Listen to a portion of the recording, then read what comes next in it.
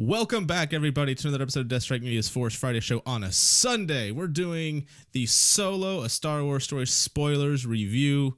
It's going to be a fun one, guys. It's going to be a lot of fun. But first, I want to thank Galaxy Highland Theater and Flicks Brewhouse in Round Rock for hosting us, as well as the 501st Legion for their continued support of helping out children through charities of various degrees and being an ambassador for the Star Wars brand. Now, with all of that out of the way, I have a very special guest on my show today. So special, she's never been here before. Let me introduce her to you, the wife. The wife. There we go. Hello. There she is. She is the wife. She's my wife. She's never been here before. Welcome to the show. Thank you. Are you excited? Hi, everyone. You excited to talk Star Wars? I am. All right. Is this PG rated? For the most part, yeah. Oh, okay. PG, PG-13. No adult themes here, for the most part. Sometimes stuff slips out, and that's what happens. Innuendos are fine. That's what she said. See, exactly. Innuendos are fine. Anyway, guys, let's just get right into it. This is the Star Wars Solo, a Star Wars story spoiler review with the wife, Valerie. We had this pleasure of seeing the movie twice now. Yes. At two different theaters. We had one giant screen at the Galaxy Highland Theater. Nice classic theater going experience. We got to see it on Monday. Yeah, we saw it early. I felt so exclusive. It was a lot of fun. And then we saw it again 2 nights ago. Yes. At Flicks Brewhouse in Round Rock, and that was always a lot of fun there. Great group of people who worked that place. So let's just get right into it. Did you like the film? Yes. Awesome. That was a pause and then a yes, but that works. I enjoyed the film. Like I said in my non-spoiler review, I gave it a solid 8 out of 10 metachlorians. And here's some reasons kind of why the movie works and doesn't work. And he's wrong. Yeah, she gave it a 9. Yes. Yeah, so that's fine, and everyone's fine. If I'm wrong, let me be wrong, and don't tell me I'm an idiot to do so. I don't think you're an idiot. You're just wrong. Fair enough. We start out with this movie being on the streets of Corellia. We get to see Corellia for the first time. We've kind of known about this planet through Star Wars lore. We know that a bunch of ships were made there, Star Destroyers and so forth. We also got to see how dirty the underworld would be, like the criminal underground, which is kind of a cool thing to see. We kind of see it kind of similarly in Rogue One. We see some grittiness. This is very similar in style, this opening scene. We understand where Han comes from. He comes from the streets. He's been running scams and stuff on the streets since he was 10, like they see in the trailer.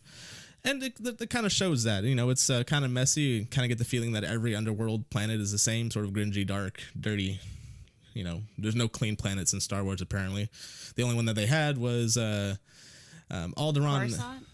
Coruscant was a giant city. That's true, too. Oh, no, but there was a dirty underbelly. Yeah, there was a dirty underbelly. Never mind. Yeah.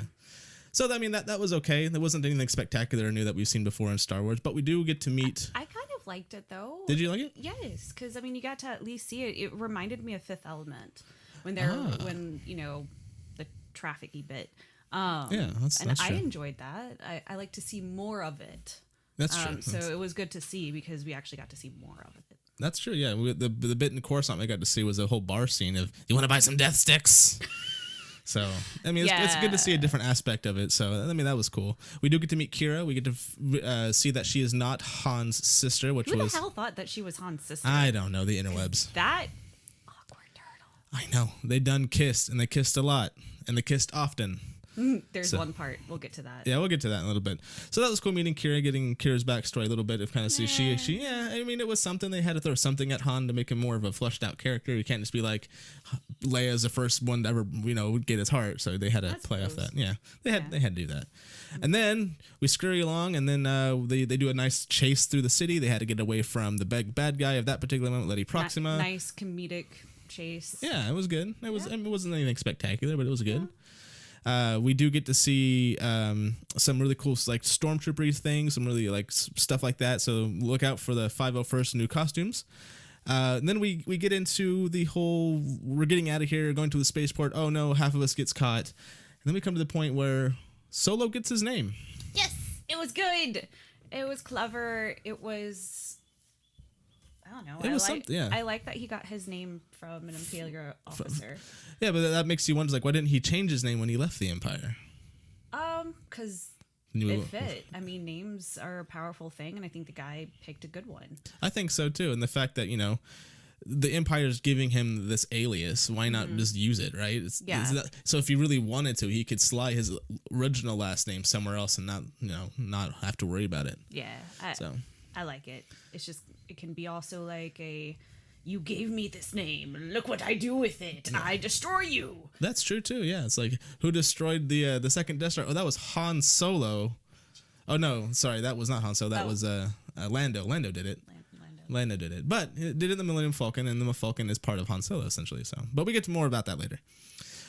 We go there, and we do get his last name, and then we do a quick time jump. We do up 3 years. And then we are on Minban. Minban is a bog type planet that was actually pulled out of the EU. It was in a book called A Splinter of the Mind's Eye, which actually was the original sequel to Star Wars. If Star Wars didn't do well in theaters, let's just say it did well in theaters back in 1977.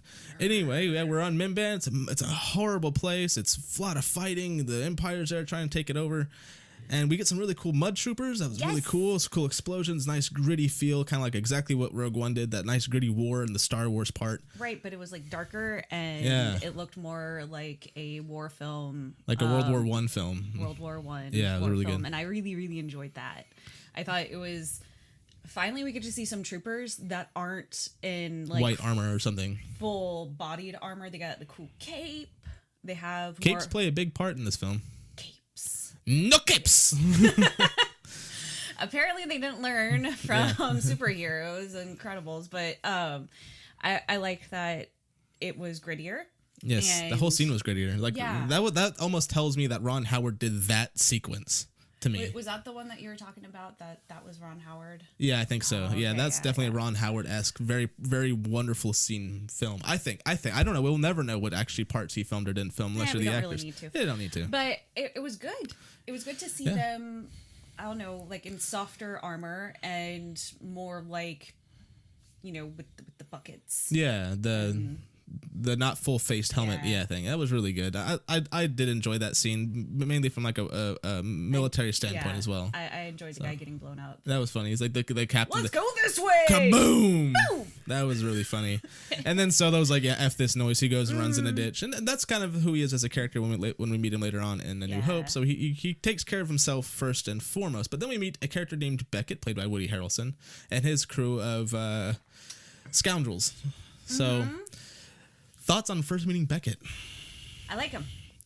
That's why you hire Woody Harrelson. You hire Woody Harrelson to be a Woody Harrelson character, and he does it well, I think, in this film. Yes. I think he fits very well in Star Wars. I know that they kind of put him in that role when they were doing those movies. Zombieland? No. Because he was good in that too. Yeah. No, that other one, the young adult one. I'm sure people will kill me because I don't know which one you're referring to, so... It doesn't matter. Yeah. Anyway, where he's like that old, gritty, I will take you under my wing father figure sort of thing. And I kind of like him as that.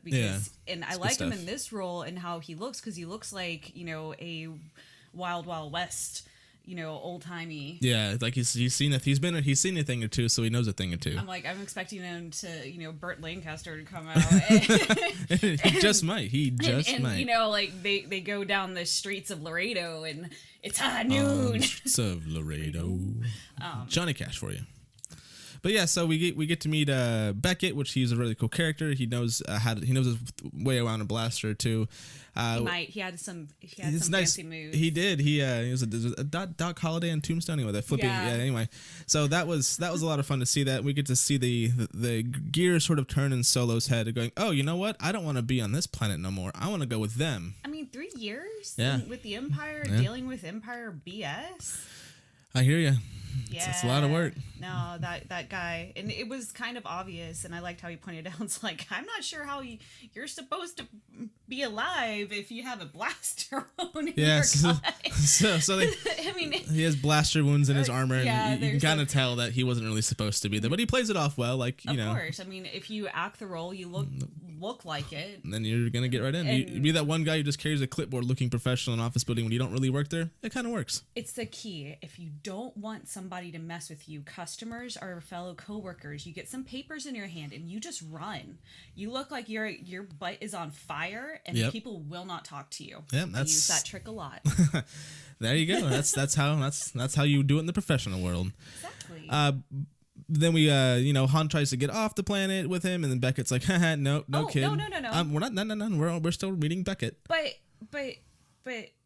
what? You want to meet his crew too?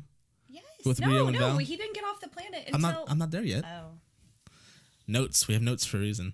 Anyway, it's exactly. So... like it's going like her wedding. I know, exactly. It was a disaster. Solo tries to get off the planet. Beckett's like, nope. Tells another officer, this dude's a deserter. They throw them in the pit with the monster. Hold on. But it was the way that he did it. Kids, keep this in mind. Again, don't blackmail a blackmailer. Right? But still, you have to, if you're going to play the part, you have to go into it fully. Like, he, like, full on, like, a lieutenant, come over here. Because he's, like, captain, so, and lieutenant's all, like, well... thing up his butt. See him pinching that little penny, walking over to the captain, asking him to come over. Because you have that authority. I just love the whole. Yeah, so they use military, I guess, culture and understanding very well in this film, which is really nice. But anyway, so they throw Solo in the pit with the beast, and Solo's like, "There's a beast or a monster, whatever they call him." And guess who that beast is, guys? What a twist! It's Chewie. Yay! We meet Chewie. He's covered in mud. He looks horrible. He looks like he's been there forever. He looks like Bigfoot. He does. He looks like the Yeti. It's fantastic. We meet him. Him and Solo do a little tough back and forth, and then Han speaks Chewie. He speaks he speaks Wookiee. He speaks Wookiee. He speaks Chewie. I suppose. I like speaks I love the subtitle. So me have plan. It's very basic. It's very basic. Kashyyyk, or whatever that language is called. But they do it. They work out a little plan to get themselves out. They get out of there by, knocking this pillar over. It was very, very good Star Wars humor in that little scene. Yes. It wasn't over the top. And stormtroopers being dumb. Yep, it was great stuff. Yeah. They meet up with Beckett again. Beckett decides to come back for them because he is a Wookiee. Yeah, he needs some muscle. And what better muscle is there than Chewbacca? Anyway, we get them, and then we do like a little campfire scene around and kind of meet the crew of Beckett. We got Val, and we have Rio. Rio's a four-legged alien guy we see flying in the trailers. Thoughts on those two characters? I love them, and I am not pleased with how well they were treated. And Rio was good. I don't like how they were they were treated with, like, you have these characters that you love, and you want to know more about them, and then guess what? Yeah, they kind of bite the dust later on. Yeah. Later on, like within like 10 minutes. 10 minutes. Yeah. And now they're dead. You kind of do this. You do this build up with these characters, and then spoiler alert. And then all of a sudden they get toast by a group of marauders with a lead of Enfys Nest. With the first time we see them. Mr. Martin about how to deal with his characters? Like, is that what happened? I Because guess you loved them, and now you like them. Oh yeah, they're dead. Yep, they're dead now. Yeah, before Rio and Val eat it, we do get to see Han get his blaster for the first time. His DL-44. It's okay. No, it was a minor plot point. I like how they handled that. It wasn't over the top. It wasn't like, oh, that's the best blaster in the galaxy. I was like, no, here's a gun. Have it. Take it. Now, he was doing some fancy little things. Did he actually take that off of it was a rifle. Mm-hmm. It was a rifle. See, that was neat. It kind of draws back onto what that actual gun was used for. It was a prop in a different film that was not Star Wars, and it was a rifle. Ooh. So for people who know that, they're like, oh, they're breaking down that pistol, and it's now a rifle. That's really cool. Ooh. But you have to be like a super uber duper nerd. Like that guy. I didn't even know that until afterwards. I didn't. Okay, I really didn't. Well, whatever. You still found out about it. I did. And now it's in like your brain space. So. It is in my brain space. Here's my question about the death of Val and Rio. Yeah. With Rio, I kind of get it. Enfys Nest comes along, and they're all like, "We're gonna take the cargo instead. Shoot him up." Rio gets shot a couple of times. We really don't know how badly he gets hurt. I feel like his death was just like a way to make Han a pilot. But why not just make him wounded so he can fly? He's voiced by Jon Favreau. And Jon Favreau's making his own Star Wars series. So maybe they hired him later on when Ron Howard took over. It was like, hey, Oh, just like quick scenes. Yeah, maybe. I don't know. That's my guess. I could be completely wrong. All right, so then here's my next question about Val. I loved her character, and it's not just because we share a name, well, nickname, probably not the same spelling, but whatevs. It's Star Wars spelling.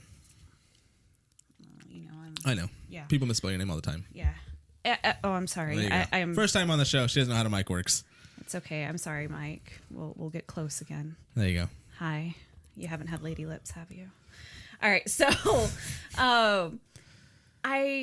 what was her original escape plan? Because I couldn't figure that out either. If something were to go wrong, you would think that you would have a backup. If you were supposed to set bombs well ahead of your convoy, and was she supposed to make it to the other side of the bridge before it blew?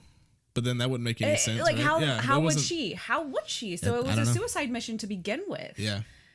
I mean, they didn't set up. That looked to me a bit of a rushed scene. Like they needed to add something to it. Right. They didn't flush it out. He did it, which was it's one of those weird things. And like this movie was a very surface level movie, and this is one of those things where you just don't want to ask too many questions on. And then you start asking questions. You're Fair enough. I'm backing you up. Like, and you start asking questions, and people go, well, what about this? You're like, oh, that's right. I didn't even think about that. Well, but you're right. What was her escape plan? I liked her character a lot. I thought she was wonderful. She was sassy. Yeah. She looks completely different than she usually does in some of her other movies. Like Rock and Rolla, she was way different in that film. Yeah. But, it was... I just felt like they treated her and Rio a little bit shoddily with that scene. It was just like, we need them dead. And they're gonna die. All right, and write them off real quick. Yeah, I blame the director on that one. The switching of directors, because probably they probably had a giant sequence for one side or the other side, and they couldn't do it with the time frame. It was probably a big mess there. Yeah, high school are trying to finish a 10-page paper in the night before. Exactly. Yes, something along those lines. Mm-hmm. But I would give them a college level English instead of high school. It's Ron Howard here. Okay, whatever. I get your visual. Anyway, so. Val and Rio die. We meet the underboss of the whole thing, who you assume is the big bad guy of the film, Dryden Voss, Mr. Stretch Mark Face dude. As we were watching it the second time, the wife leans over and goes, "He has stretch marks on his face." He does. And to which I was like, he does. And I like whenever he gets angry, they get more red. And I'm like, after 2 kids, ladies, you feel me, right? I'm like, I got tiger stripes on my cat flap now after 2 kids. And I'm like, his face looks like my belly. and that's true. And it gets redder when he gets angrier. I wonder if my kids piss me off more. Do my stretch marks get redder? Probably. Yeah. Never looked, though. No. We'll check that out later today, because I'm sure it'll happen. Right. Anyway, so we meet Dryden Voss. He's this gangster. He's a big shot gangster, as we see. Yeah, no, he's very wealthy. You meet him killing a government official, the governor, I think, of the planet or whatever. Oh, yeah, something like that. Like you do on your giant yacht spaceship thing. You know what it reminded me of? It reminded me of the ships that the bankers had. Oh yeah. Yeah, or they're just their heads. Just their heads, the banking clan heads. Yes, yeah, I agree. No, that makes total sense. We're not gonna go too much into him. He wasn't really a dynamic character. It was sort of along the lines of, here's your big baddie. Here's your big baddie, and we're gonna move on. But we do come up to a very interesting point. We get to meet Lando for the first time. We meet Lando in a shady bar playing sabacc. Yeah. And he is an amazing, image of, a young Lando played by Donald Glover. Holy balls, guys. Yeah. Perfect. Really good stuff. Spot on. Really good. And then from there, we get to see a great game of sabacc with Han and Lando and a bunch of aliens all around him. Like there's Therm Scissor Punch, which I will always remember the name of Therm. It's basically a come to life Zoidberg from Futurama. So best one new alien Star Wars character. Why not Zoidberg? So that was cool. You don't really get to see him a lot. I like that they featured that alien a lot of some of their press stuff, but didn't really have him in the film. That to me was perfect, because you get a name like Therm Scissor Punch, you kind of want to punch that. So. It's scissor punch. Yeah, I know. We get to see Lando and Han play this wonderful game of sabacc, and if you know anything about Solo or anything about Han and Lando, you know that Han wins the Falcon from Lando in a game of sabacc. That's just how it happened. Right. What they don't do in this film is just do it immediately. Like the game, Han loses 100% loses the game. How and gets swindled doing it. I like how though they built it up. They did. They built it up like he was going to win. They build the tension. They build it up. That was well done. Very well done. And then Kira comes to save the day when Lando kicks his ass. Well, well that and Beckett. Him. Yeah. Beckett comes in and basically says, you know, you're gonna only get 25% of this cut. And then Lando turns around and goes, "Oh, Beckett, you killed Aura Singh." And if you know who Aura Singh is, she's like the mother of like the adopted mother of Boba Fett. And you realize that Beckett killed her. And Beckett's like, "Oh, it's a fall that killed her." But yeah. So if you didn't know who that is, you're like, if you're like, I'm not going to use the word true fan. That's a stupid phrase. I'm going to go hardcore fan. If you're a hardcore fan and you know who Aura Singh is, you're like, oh, damn, they killed Aura Singh, because she was a big part of the Star Wars novels going forward from the old classic EU. So knowing that they brought her back specifically into the new canon and realize that she's dead, killed by Beckett, that's a book for you, and that's going to be coming out, I'm sure, shortly. But yeah, what are your thoughts on meeting Lando and that whole in between, you know, Beckett coming in and goes, no, you're going to only get 25% of this thing. Sorry, kid. And Lando being, yeah, okay. Yes. You like that? Yes. Okay. But then we meet one of the most controversial new characters in all of this new Star Wars, Disney era Star Wars. We meet a droid, and everyone loves their droids. The droid of L337, Lando's co-pilot, first mate, the wonderful droid played by, what's her name? Waller-Bridge. I can't remember her first name. Anyway, thoughts on L337? Why is she controversial? People are calling her a social justice warrior droid for Star Wars because she wants droid rights and she's an independent thinker and she doesn't belong to anybody, and people being stupid. Donald Glover is a black man, I guess. And now they're dealing with the droid going through the civil rights thing. Yes, I think that's 100% correct. I mean, good that we're putting it we're bringing it up, and yeah, social change needs to happen, but at the same time, they poke fun of it the entire time that she's in there. Right? Lando makes fun of her, Han makes fun of her, like it's very subtle. It was not in her face. No, but it's like, oh god, here she goes again. Okay. Exactly. But why? Well, people need to just get off of their little soapbox. Yeah. Climb down and enjoy a movie. I agree. And not get their little panties in a twist. I agree. Grief. Yep, that's right. Yeah. Shame on them. I liked her. I think she was wonderful. I think she did want droid rights, and I think that the way that she presented herself was absolutely hilarious. Mm-hmm.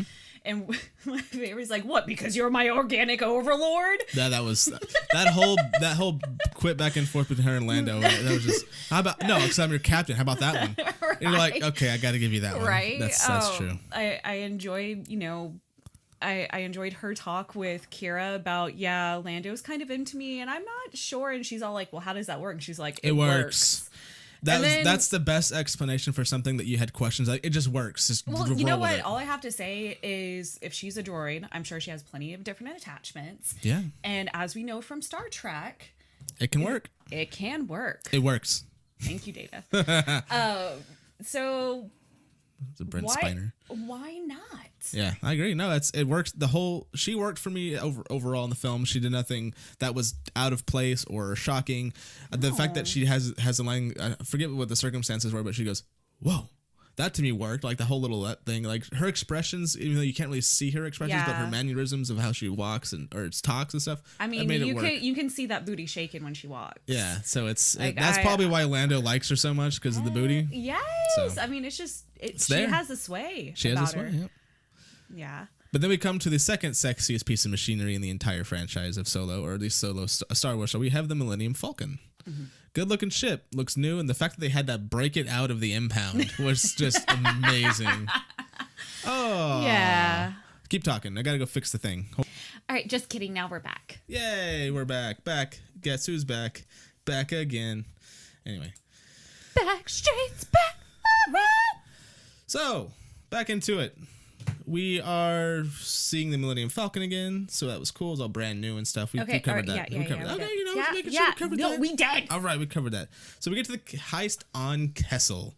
The Kessel heist, not the Kessel Run, the Kessel heist. So we get to see this really cool interaction of new aliens and the enslavement on Kessel, which was very interesting to me because C-3PO says it in A New Hope. Oh, they're going to send us to the spice mines of Kessel. So we kind of get to see that. So that was kind of interesting. All I could think when meeting that character was, oh my God, somebody give him a wipey. Oh, yeah. And he needs a bib. Yeah. Like,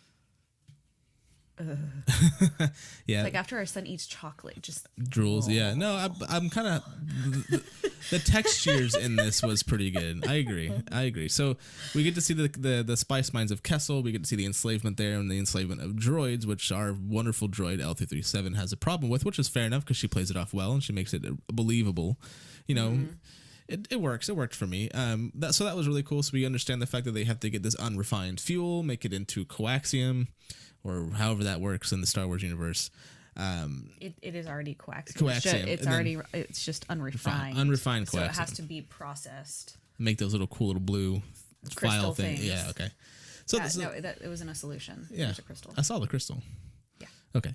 Anyway, so we get to see all this take place. We understand that we see that an enslaved. I would say.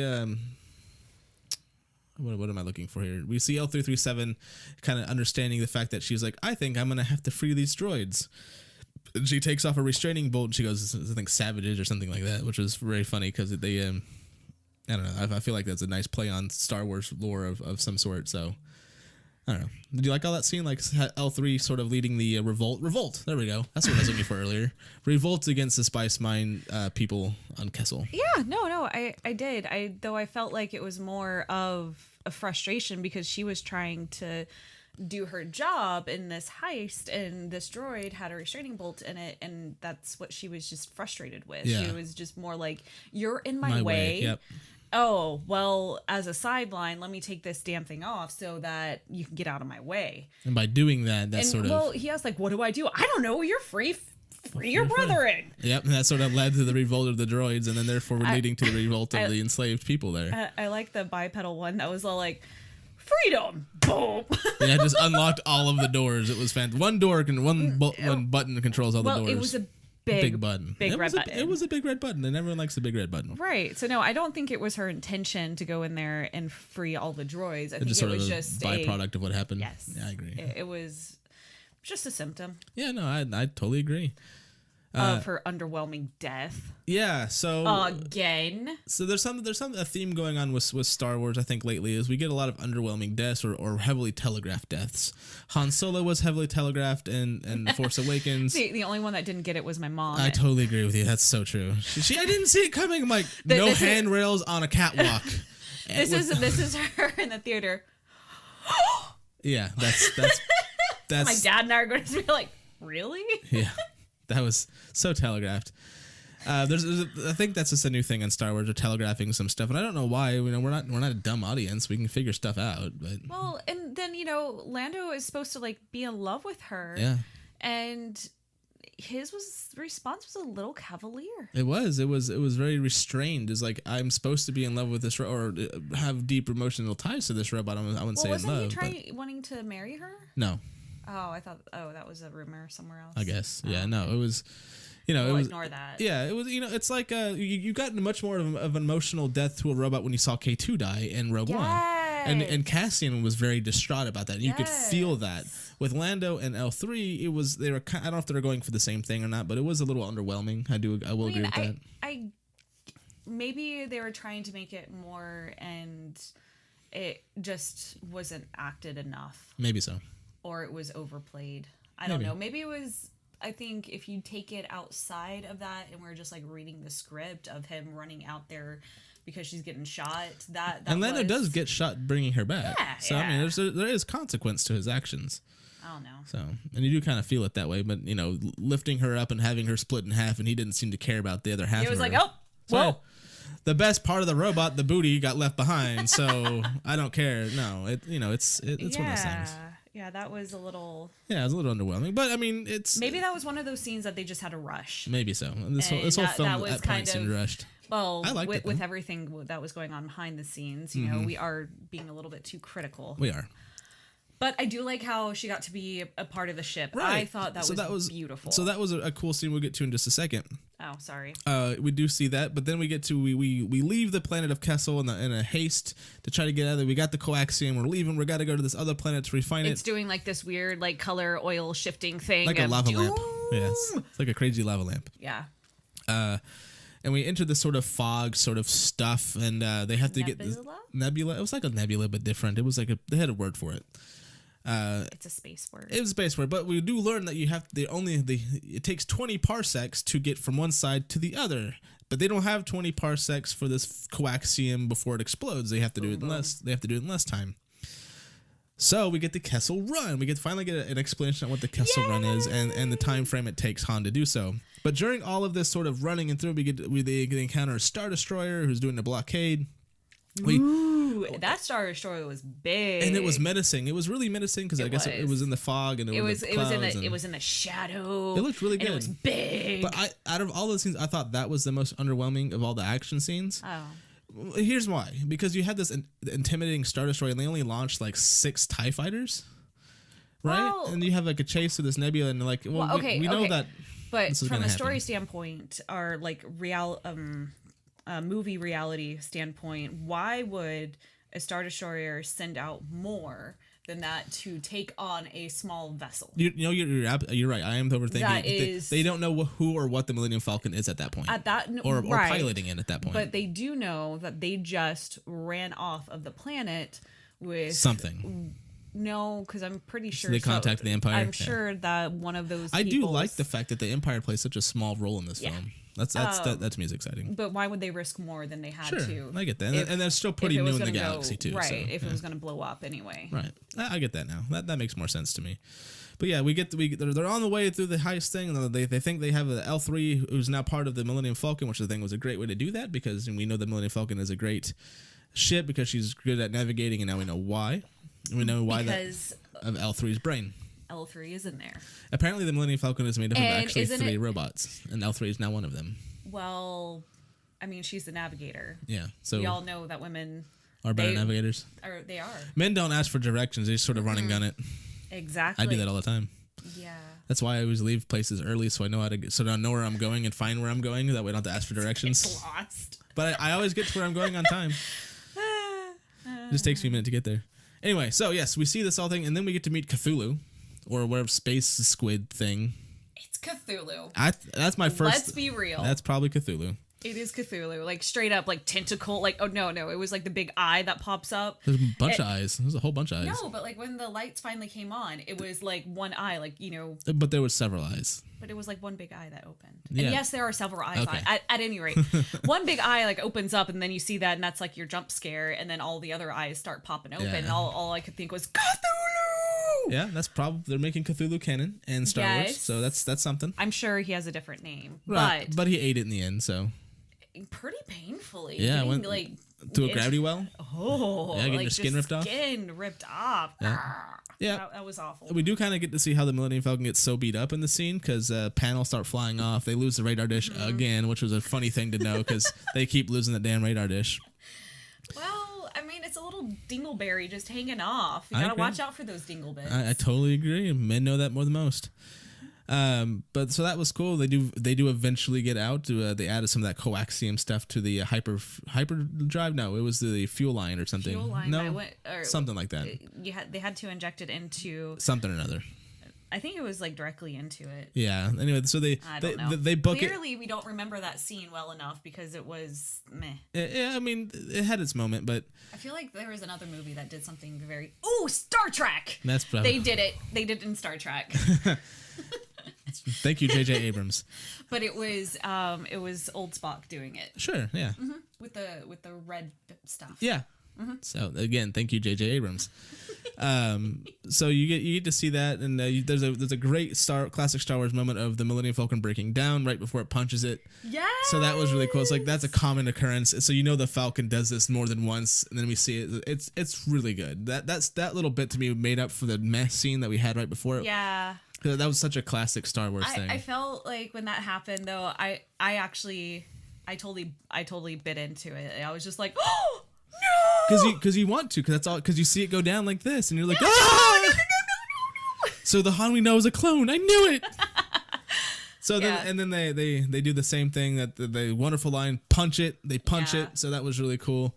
They get out, of course they get out, and they make it through. I think one of my favorite moments, though, of that whole bit was when we saw it the first time on Monday with a bunch of 501st people and May the 4th people and some other groups. And when Han and Chewie both got into the pilot and co-pilot seat, people like clapped. They're like, yeah, they lost their collective mind. Uproar. They're like, yeah. Yeah, when you do see Chewie get into the co-pilot seat for the first time, and he just sort of stays there for the rest of the film. Yeah, and that was his seat, and you're like, that works. That works so well. All right. So then we do the Kessel Run, and we end up on this new planet. I can't remember the name of that planet. I think it's another one of those planets that starts with an S. That has a very significant meaning in the old canon. I just can't remember what it was. We get to meet these sort of villagers who live there. I can't, Anyway, so they get to the planet, they refine the stuff. And then we get to meet the new baddie again, the recurring baddie, Enfys Nest. Yes. But she's a little different this time. They do a little sort of Mexican standoff type thing, and Han does a line we see in the trailer and kind of snaps his finger and does his little blaster thing. We see all that, and then that was, we've seen that in the trailer, so now it's good to have context behind that scene. Mm-hmm. From there, and then something weird happens that sort of, I don't know if it helped the plot, hurt the plot, figure out what's going on. The Enfys Nest takes off her helmet. Yes. And it's a female who has a purpose and a reason to be there, and she gives you the reason why. And of course, it's a plot point in the movie and stuff like that. It's Savareen. Thank you, Google. So Savareen is a planet that we're on now. So Savareen, Anyway. Yeah, Savareen, and first off, that actress is absolutely adorable. She looked really good, and some people complaining that she was too clean looking for the environment that she was in. I was like, you're just nitpicking. Really? Yeah. Yeah, that's the internet's for you. Nitpicking on the way someone looks. Really? Is that a thing on the internet? I think it is. Good job, trolls. I know. No, I think it was wonderful that it was kind of like a surprise. You expected some old crusty guy, and now you have a beautiful young girl who's taking over the clan from her mama. And that's kind of a question, like, was she always the leader like the entire time? Or was that her mom during the first time heist? Yeah. And then she got blown up, and now her daughter took over, and her daughter's like, listen, Mom, we actually need to find more allies. Or we don't have to go kill everybody to get what we want. We can actually talk to these people. Right. And I mean, perhaps. Because, I mean, if that was the case, I mean, that makes more sense story-wise. Yeah. Just because you would have expected something like that to occur earlier in the movie, and then all of a sudden, like, during, the climax and, like, resolution, and now we're trying to make peace. Yeah, so it was a little jarring in that respect. But I think this is what Star Wars, I think, does really kind of weird right now, is that they add these book tie-ins, and they kind of make you read the books, even though the original trilogy never really made you want to read the books, where it's like, no, if you want to understand that character, you gotta go read this book and get this backstory to understand this little one line in this one movie, which I think... Well, you don't have to. Well, I know, but when you have questions like this, and you haven't read the books, it becomes like, well, you didn't read the books. It's in the book. And I don't think that... Thank you, Internet. Yeah. Right. So, to me, I think Star Wars needs to really evaluate how they do that. I think they need to make it a little different. Like, are you talking about, like, the knowledge more accessible? But the knowledge is out there. So if you want to get the knowledge, then you can go find out for yourself. Sure. This is just a question, and the Internet, I'm sure, will have all the answers. Yay, YouTube. Yay. Moving on, though. So we get the ultimate obvious double cross ever and any sort of ever thing. Besides the telegraphed death of Han Solo. Yeah, this one was pretty damn telegraphed from the very get-go. You have Beckett tell Han, don't trust anybody, and then he's the one who betrays him. So it's like, we saw that coming. Duh. Dun, dun, dun. Duh. Yeah, as soon as he came out of that closet, I was like, yeah. Well, as soon as this, yeah. What's his nuts? Dryden Voss was like, looking at the coaxium and being all like, this is fake. This is fake. You're like, I know where they're going with this. Yeah. Right. I mean, until that point, I thought, yeah, maybe he went off into the sunset and that would have been fine. But nah, he came back because that's probably the only life that he knew. Yeah. He knows. Well, I mean, his life partner Val died, so might as well throw in with the baddies even more. So. Right. What you gonna do? Who knows? He's probably in a bad way. I guess we do get to see Beckett's death with the hands of Kira, which is very cool. Not Beckett's.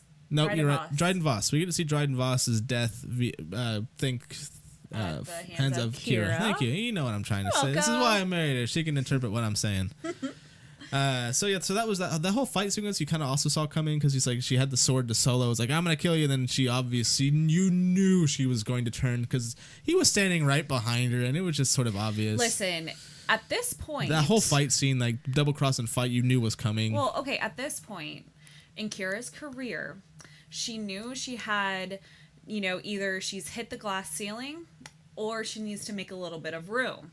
And as a smart businesswoman, she decided, well, I need to make some room.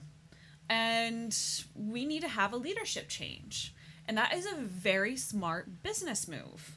When you put it like that, you are 100% correct.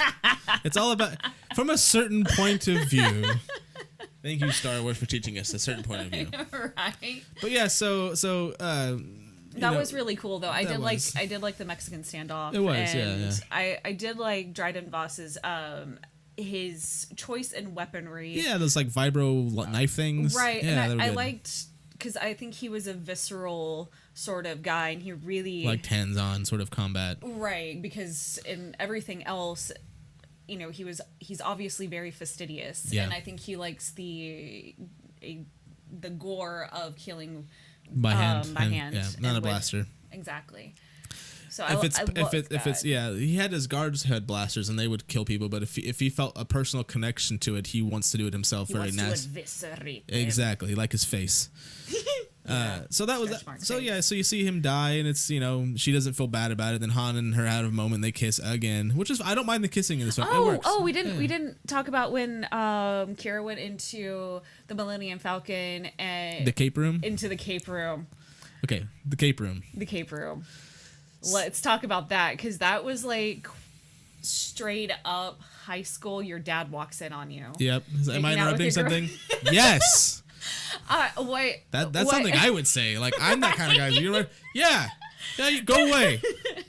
Well, the fact that they look at the bed at one scene, I was like, that's awesome. Yeah, no, but I liked how Hanso, the actor, he did he did like the best guy move ever, and it was so subtle, but I think that's what sold that scene. Was he slightly turned his back away from Beckett to hide a boner. Let's be real. That's 100% true. I'm like, I know what they're doing there. I know what they're doing there. Maybe I've done that to my husband a couple of times and in inappropriate places. All the places. Anyway, so we're gonna jump back to the time where we're supposed to be, which is Beckett's death. Dryden Voss's death. These Star Wars names. What are you gonna do? Dryden Voss is dead. Han Solo goes off to go get Beckett. He's all like, "Yeah, you're gonna come after me." She's like, "Yeah, I'll be right behind you." And he's like, "Okay." We've heard that before. So like sad puppy dog. Yeah. So no wonder he's so bitter with Leia. I know. It makes sense now. Yeah. Anyway, so we come to the big what the twist moment in this entire film. My God. So Kira goes and picks up the little, I'm going to call it a decoder ring. So what is he going to call it, right? It looks like a Cracker Jack decoder ring. Doesn't it? Takes the ring off of Dryden, puts it in this little device. Maybe she got it out of, she mailed it in and got it from Dick Tracy cereals. Yeah, maybe so. Yeah. I'm going to go with that. So it's a Dick Tracy decoder ring. She puts it into this device that it's obvious it's what it's for. You can sort of tell. And then a hologram pops up. It's classic Star Wars hologram, not what we saw in Force Awakens, where the giant hologram. This is a nice, handheld size hologram, maybe a little bit bigger than that. No, I mean desk size. Desk size, yeah, we'll call it desk size. Desk size, not death size. Desk size. Well. And you see a cloaked figure, and you see mechanical legs. That's all you see in here. And if you're a hardcore Star Wars fan, you've seen the animated series, you're like, those look familiar. Okay, well, but I can't quite put my finger on it. Well, listen to this. As soon as I know who it was immediately, but right? No, well, okay. Monday with all of our other Uber fans. Yeah. There was a collective gasp. It was that same sort of thing when the light speed scene in The Last Jedi, when the ship goes to the other ship. It was the same sort of collective gasp. Like the. Everyone in that theater on Monday night knew exactly who that was, and that was the best thing. But it turns around, you hear his voice. She's like, that voice sounds familiar, and she's talking to him, and then he unhoods himself, and it's effing Darth Maul. At this point, I guess it's Maul, but it's Maul. We have straight up Maul, and it's Ray Park as Maul with Sam Witwer's voice over voice. It's Darth Maul. It's Maximum Maul. Maul squared. So that was a whole collective. Oh my God! They just brought Maul back in a film version, not just a kids show, and it worked. It so worked. And you got to start asking yourself all these other questions, which would be another video. But for the sake of this movie review, it works. I think that's what everyone's positive review comes to, because it has effing Maul in it. Right. So it's like, how do they do that? And then he turns on his lightsaber. So now every Star Wars movie has had a lightsaber. So that's good. All right, we kept it going. Yep. So you get the whole big reveal. Kira's like, "Oh, Maul says, meet me on Dathomir." You lose your collective mind. You're like, "Oh my God, they said Dathomir." And what I liked about Emily Clark's portrayal of Kira, I mean, I liked her throughout, but her performance was underwhelming up until she got into the fight with Dryden Voss. With Voss. I remembered his name this time. That look on the notes.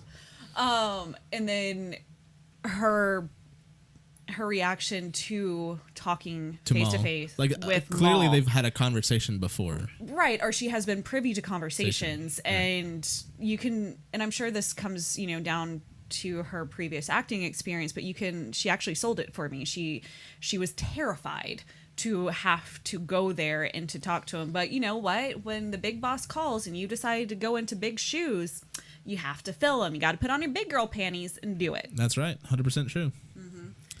Yeah. And then the whole bit of Han and Chewie seeing the ship leave, and then we have before that we have the nice meeting between Beckett and Han, and Han's Han didn't want to be double crossed again, so he goes to meet Beckett, who took the coaxium, and was like, no, this is gonna be my job. We're gonna steal it and give it to the rebel. Oh, we didn't talk about the rebels, but that's fine. The beginning of the rebellion with whatever her name, Infus Ness. Sorry. It's okay. It was a minor plot point. I has the ADHD. I know. That's fine. Squirrel. Exactly. So Han wants to take the coaxium, give it to the rebellion under Infus Ness, because they sort of make up. We sort of skipped over that. P.S. If you take a look in the background, guess who you see? Yeah, it's a kind of a small cameo in the background, but you do get to see Saw Gerrera back there. So that makes me wonder if that's Saw Gerrera's, if he's actually the enforcer, and they're having a front for her, or if that's the beginning of his faction, which was the Partisans. I think that because he had more organic parts and he seemed to be younger, so I'm going to say that's the beginning.